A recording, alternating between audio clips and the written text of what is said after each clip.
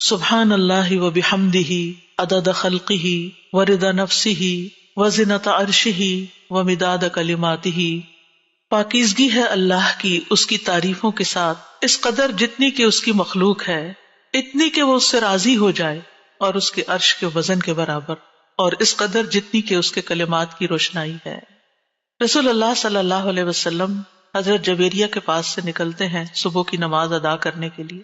وہ اپنی جائے نماز پر بیٹھی ہوئی تھی، پھر دن چڑھے واپس انہی کے پاس تشریف لاتے ہیں، وہ وہیں بیٹھی ہوئی تھی۔ آپ نے فرمایا جس وقت میں تمہارے پاس سے گیا ہوں تم اسی طرح بیٹھی ہو؟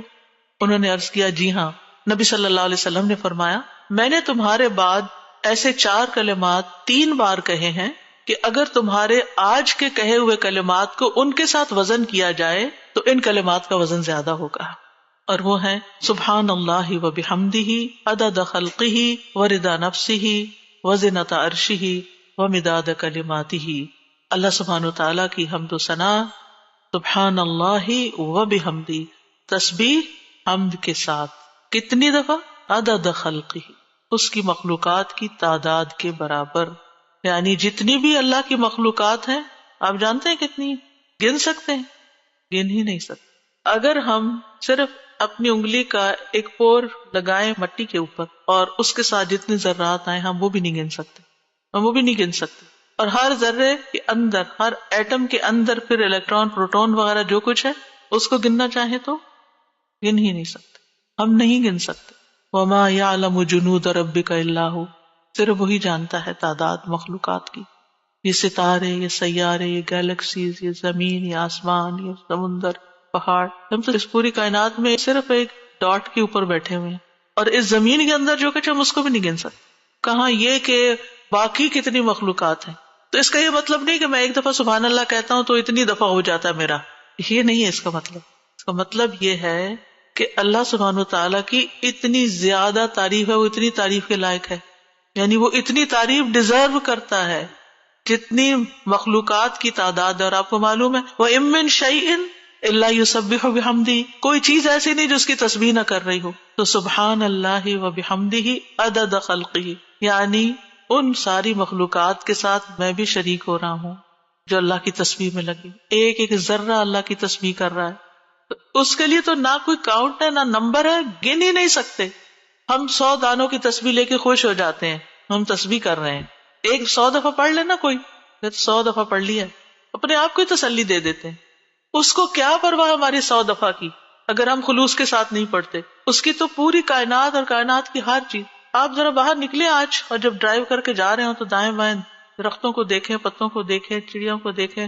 آج صبح اتفاق سے پھر سنو پڑنے لگی تو میں ونڈو سے جب دیکھنے لگی تو پہلا خیال مجھے یہ آیا، یا اللہ اچھی خاصی پڑ رہی تھی، اتنے اس کے فلیکس ہیں، یہ سارے تسبیح کرتے ہوئے گر رہے ہیں، سجدے میں پڑھ رہے ہیں، سجدے میں پڑھ رہے ہیں، حکم مانتے چلے جا رہے، مانتے، اور جب تک اللہ کا حکم ہوگا برسیں گے، اور پھر جب ختم ہو جائے گا بس ختم ہو جائیں گے، اور تھوڑی دیر کے بعد ان کا وجود بھی ختم ہو گیا۔ یعنی انہوں نے اپنے حصے کی تسبیح کر لی، جتنی دیر میں پیدا ہوئے تھے، جتنی دیر میں ختم ہوئے، اپنی تسبیح کرتے کرتے گئے، آغاز سے انتہا تک، بارش کے قطرے، ہوائیں، اڑتے پتے، یعنی کوئی انتہا ہی نہیں۔ یہ تو بہت معمولی مثال ہے، اگر انسان غور کرنا شروع کرے تو کوئی اس کی انتہا نہیں۔ عدد خلقہ، دل بھر کے کہا کریں عدد خلقہ، اور اپنے امیجنیشن کو بڑھائیں، پھر آپ دیکھیں گے کہ آپ کے اندر اللہ کی محبت کیسی آئے گی۔ تو جس کی تسبیح، جس کی تعریف اتنی کائنات کر رہی، اگر میں نے کوتاہی کی تو سراسر میرا ہی نقصان ہے، اس کا کچھ نہیں بگڑے گا، اس کو پرواہ ہی نہیں ہے، میں کرتی ہوں یا نہیں اس کو نہیں پرواہ۔ ہاں اگر میں دل سے کرتی ہوں اور محبت سے کرتی ہوں تو وہ بڑا ہی قدردان ہے۔ اور اس میں آپ دیکھیں کہ مخلوقات کی صرف ایک قسم مراد نہیں ہے، جن، انسان، فرشتے، چھوٹے بڑے، جانور، حیوان، پرند چرند، سب کے سب۔ پھر اس کے بعد ورضا نفسہ، اور اس کے نفس کی رضا کے مطابق، یعنی جس سے وہ راضی ہو جائے، جتنی اس کے نفس کی رضا ہے، جتنی اللہ تعالیٰ اپنی ذات کے لیے تسبیح کو پسند کرتا ہے۔ یعنی میرے پاس تو الفاظ ہی نہیں، کیونکہ اللہ کی رضا کیا ہے؟ وَرِضْوَانُ اللَّهِ اکبر، سب سے بڑی چیز ہے اللہ کی رضا۔ یا انسانیوں کہ میں اللہ کی تسبیح کر رہی ہوں حتیٰ کہ وہ راضی ہو جائے، اور پھر اس کے بعد بھی تسبیح کر رہی ہوں، اس کے بعد بھی حمد ہے، وہ مجھ سے راضی بھی ہو جائے پھر بھی میں مزید کروں گی۔ یہ نہیں کہ میرا ایم یہ ہے کہ بس اللہ کو راضی کرنا ہے اور راضی ہو گئے بس میرا کام ختم، نہیں، اس سے زیادہ، اس سے آگے۔ وزنت عرشہ، اس کے عرش کے وزن کے برابر، یعنی میں اتنی حمد اور تسبیح بیان کر رہی ہوں جتنا عرش کا وزن ہے۔ عرش ساری مخلوقات میں سے سب سے بڑی چیز ہے، وَهُوَ رَبُّ الْعَرْشِ الْعَظِيمِ۔ ابو ذر کہتے ہیں نبی صلی اللہ علیہ وسلم نے فرمایا، اے ابو ذر، کرسی کے مقابلے میں 7 آسمان اس طرح ہیں جیسے بیابان زمین میں کوئی چھلا پڑا ہوا ہو، پھر کرسی کے مقابلے میں عرش کا حجم اتنا ہے جیسے اس چھلے کے مقابلے میں بیابان کا وجود ہے۔ سبحان اللہ، اگر کرسی جو وسع کرسیہ السماوات والارض ہے، اس کی حیثیت اتنی ہے عرش کے سامنے جیسے زمین و آسمان کی کرسی کے سامنے، تو پھر عرش کتنا بڑا ہوگا۔ اور آپ کو معلوم ہے کہ اس کی مقدار کو اللہ کے سوا کوئی نہیں جانتا، تمام مخلوقات سے اونچا ہے وہ، یعنی مخلوقات کے بعد جو ہے وہ آسمان ہے، اور آسمان کے بعد جنت کے 100 درجے ہیں، اور ہر درجے کا درمیانی فاصلہ جو ہے وہ اتنا ہی ہے جیسے زمین اور آسمان کے بیچ کا فاصلہ، اور جنت الفردوس کی چھت کے اوپر عرش ہے۔ اسی لیے حضرت آسیہ نے کہا تھا رب ابنی لی عندک بیتا فی الجنہ، کہ قرب ہی قرب ہو، کیونکہ اس قرب میں لذت ہے، اس کو قریب محسوس کرنے میں اصل مزہ ہے۔ اور حقیقت یہ ہے کہ اس دنیا میں سب سے زیادہ خوبصورت احساس، سب سے زیادہ لذت والی چیز رب کی معرفت ہے۔ یہ سب سے بڑی حقیقت ہے، سب سے بڑا ٹروتھ ہے۔ جو اپنے رب کو پا لیتا ہے اور اپنے رب کے قرب کو محسوس کر لیتا ہے، پھر اس کے سامنے دنیا کی ہر نعمت چھوٹی ہو جاتی ہے، ہر مسئلہ چھوٹا ہو جاتا ہے، کیونکہ اس نے پا لیا ہے جس کو پانا چاہیے تھا، جس کے لیے وہ بھیجا گیا تھا دنیا میں، اس نے اس کو پا لیا ہے۔